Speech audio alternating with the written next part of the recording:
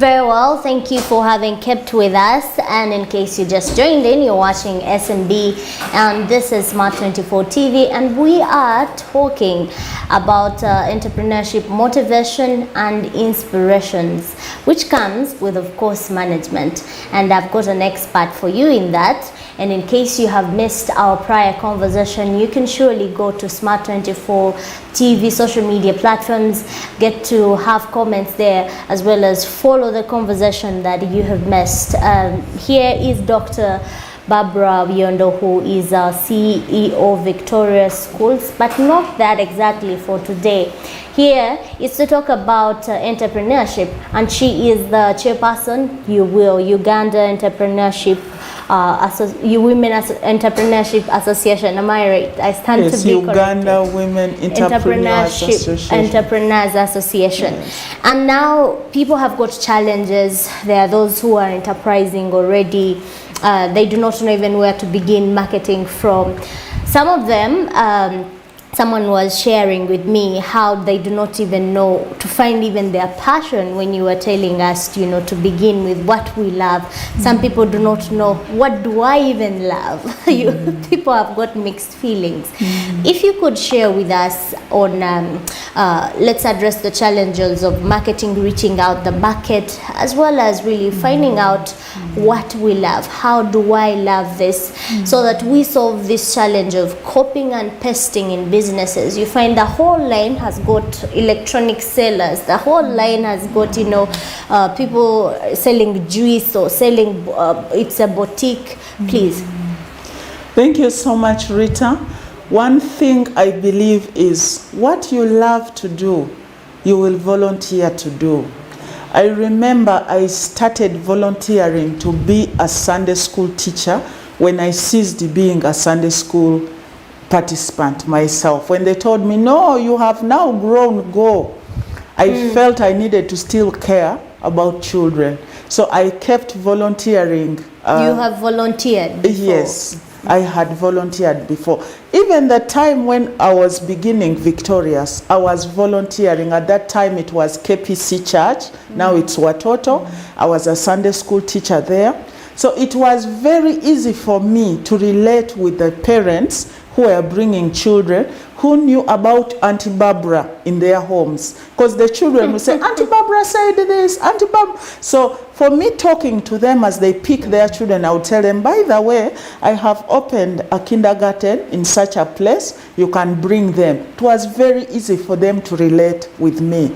So I really want to assure you that the things that you can even do minus someone paying you and you feel fulfilled for doing, that could be your passion.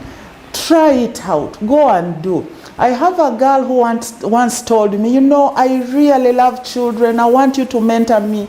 I told this girl, please, during your vacation, come to school and have a time with the children.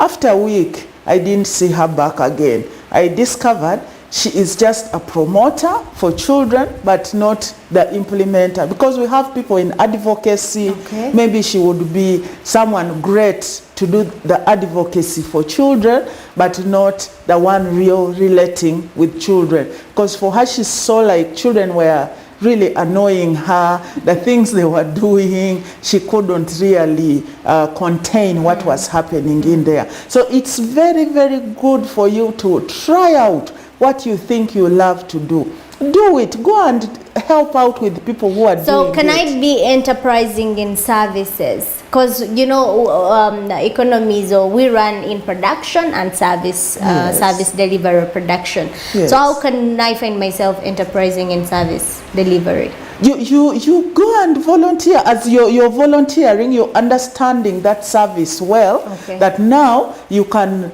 begin doing the service you as a person, because you have already got the experience from the other side, you have already interacted with people, then you even have the market, because the people that have seen you do it believe in what you're doing, and they can know your expertise. For me, that was where I marketed from, because Nobody knew my service. Nobody knew what I was doing. But that So you used the space to market and convey the message. And here is another concern. When I'm getting paid, am I enterprising? Because this is what confuses some of our people, or even some of you or some of us. Like, when I'm employed, I'm not an entrepreneur. An entrepreneur is someone who begins business on their own and they work on their own. If you could correct that for us.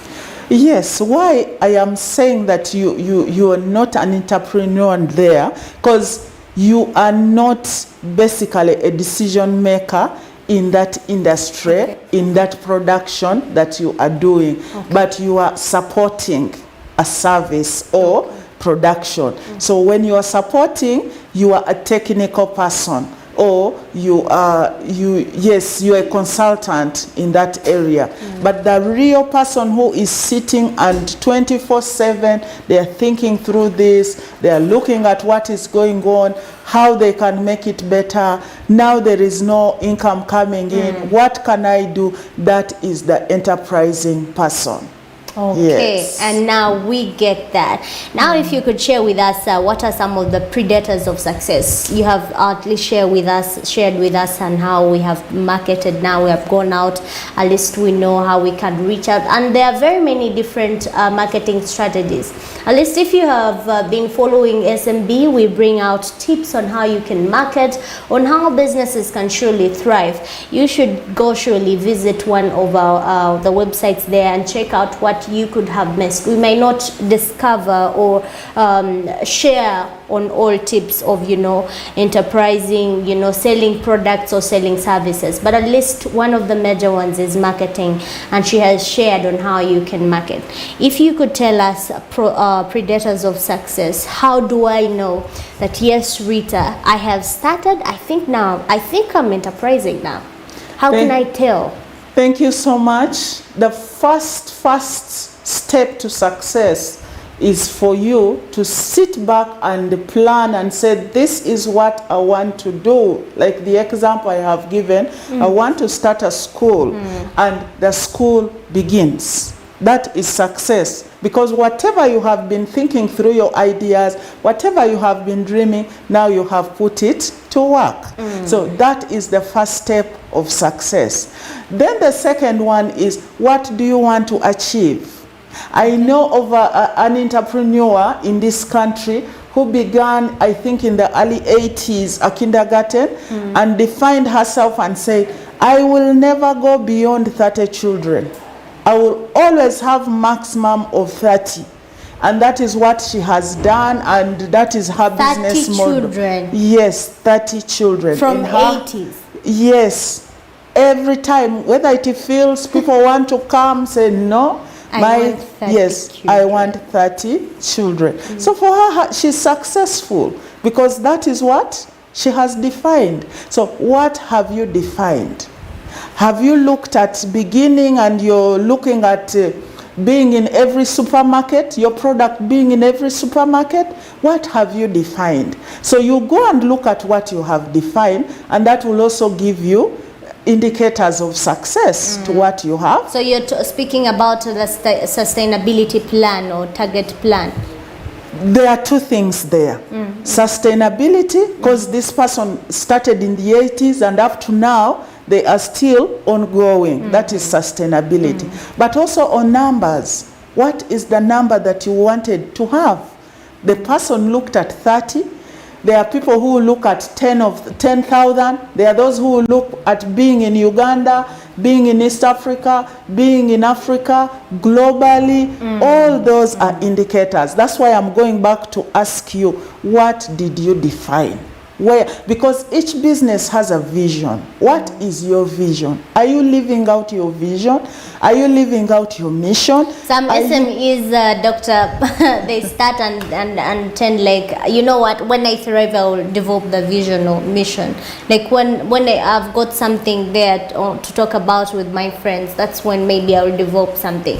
But for now, I need to put something there that will bring some income for me or something. That is why try such enterprising people. If you're a woman out there and that is your thinking at the moment, please join You Will, Uganda Women Entrepreneurs Association Limited, where we are going to walk you, help you understand how you can do these things, even as micro as you are, so that you set all the systems that are needed to make your business successful, to make it also be sustainable. How can we have businesses that come from one generation to another? It's the systems, it's these processes that can really help us do that. You may not be able to do it as an individual, but when you come on our platform, you'll be able to connect with people that will take you through this, because we do training, we do advocacy, we do a lot of business to business networks. So all these things are able to help you to build your business to growth, to where you want it to be, and also to live for generations. Very. And you were on starting up is one already as a predator. You have been successful, and also determining what you wanted before in regards to vision, numbers, sustainability. What else? The other is, what do you stand for? What exactly, who are the people that you want to serve? Who are those people? Like for us at Victorious, we want to serve the people that are doing the Ugandan curriculum.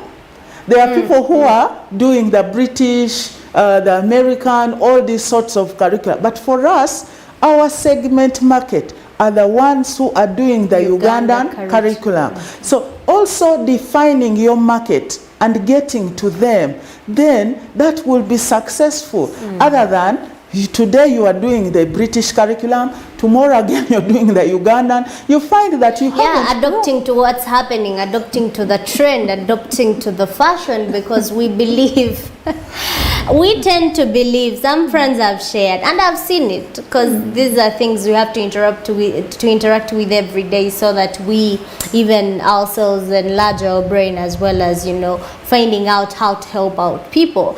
So you find what is happening, people are going out with the trend. Now there was COVID-19, and when bars are closed, they tend to make it a restaurant. I think that's still a good way. I do not know, you will correct us, in a sense of enterprising or entrepreneurship. And then you have got, there is something else coming up, so you tend to leave what you're doing, because we think that now the market has shifted to this. Is that even right? I do not believe what you are saying, but maybe what I would say, let us build the business that we have, then when it has grown and it has matured, it can stand, then you diversify. Diversification is very good and it's important. But when you start this business and you say, I think the other one is better, you leave this one, you begin. So you become a beginner all the time. You can never. It's happening. Yes. So that really kills the enterprising you, and your business cannot grow from generation to generation. Like for the school, I can begin with the Ugandan curriculum, and I see this has now is firm, it is. Then I can also diversify and say, in this school we are serving maybe 3. We have the Ugandan curriculum side, we have the British curriculum side, we have according to, but when what you started with is still there and relevant, whatever you start with still keeps relevant. You just have to know what the trends are. Like now, online is the way you can deliver the education to the learners. So if you do not try to shift yourself to online, then you cannot be relevant at the time. But also you look and say, how can I do it? What can my clients afford? Then you go into that. So I really encourage you that before you diversify, begin, let it be firm, then you can diversify. You can diversify as to many businesses as possible, but I really want to still caution you, do the things that you really feel breaks your heart, you're interested in, you can read about them so that you can keep knowing the trends and you can keep adding this knowledge and also contributing. It's not good for you just to have a business and you are not contributing anything to it. It becomes funny for me. You need to also be an expertise in your business. Expertise which I'm talking about is for you at least to have some knowledge. You can sit on and read a newspaper talking about that area. You can read a book. You can go and Google something that is talking about that area so that you understand it, and you're also able to render a service or a product that is good, not just for money, but you're making lives happy. When people are happy, you'll get the money. Very well. And you were talking about defining our marketing. You talked about the starting is one way. Just starting shows you're already successful. Yes. And also sustainability, like I said earlier. Is there any other, Doctor? Yes, the other is what impact has your business caused? You find that whatever we are doing, we do because we want to see impact of lives. So how many people have really benefited from that? Maybe if it's a product, and let me say it's a healthy product, how many people have really testify about how this has helped them? Then the other area that I really wish every business would have is the impact to community. Impact to community. Yes. How does the community benefit in the existence of your business? That enterprise is there, but how is it adding value to the community? Maybe in the defined community that you are in or wherever. How is it? It's also very vital. Whatever we do, let us pull others up. Like we have people in the community that need, you may be enterprising and just have community women around or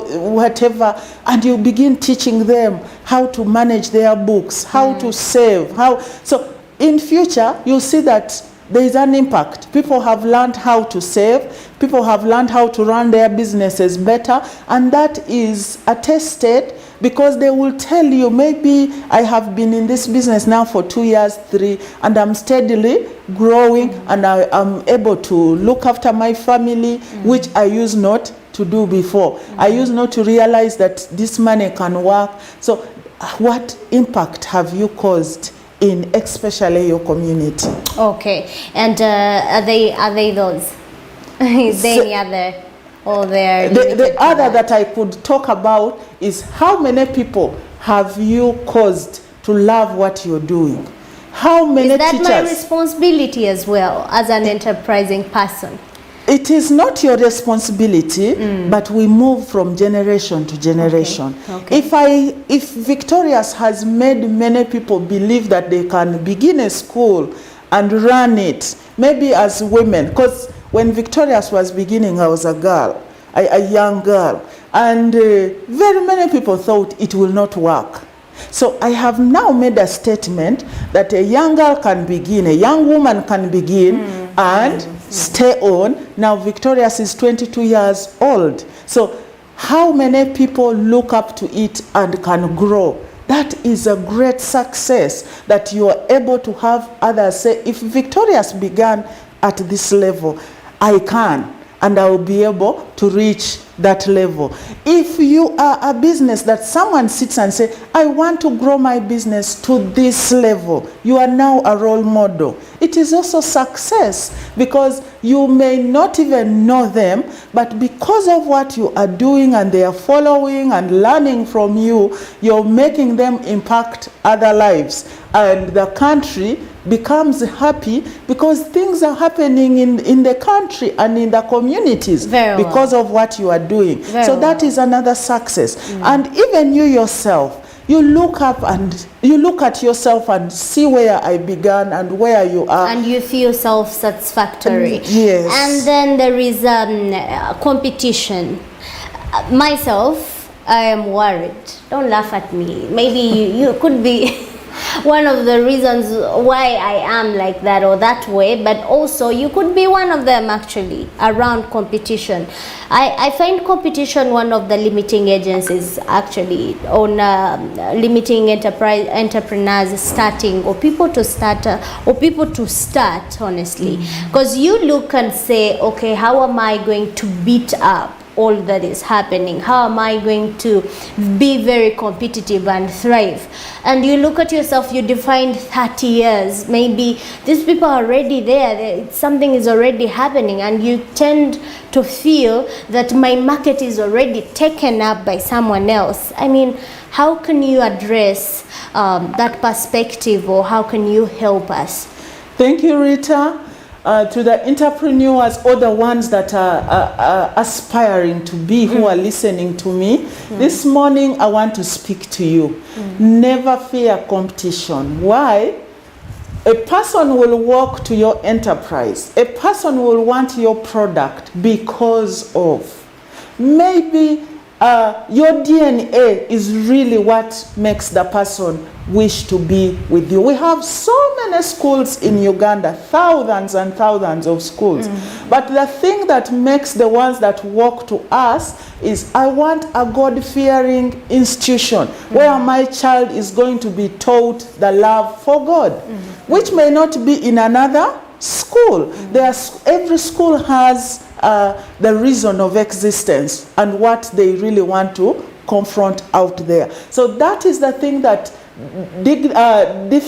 distinguishes you from the others, and people will come and keep doing business with you because of that. So that is the reason you will see them go to X and not to Y. And that's the reason they will go to Y and not go to X. The other comforting thing is the population is growing every day. You cannot say, I will open a school and teach 15 million children in my school. That is impossible. Time comes and you can't take on whoever you can. Where will they go? If you are in the area of education, then the others will come to you. If you are in the area of food, you cannot feed every person, you see. So whatever product or service that you're offering has already market, because the population is there. We have the Ugandan population, we have the East African population, we have the African population, and the globe.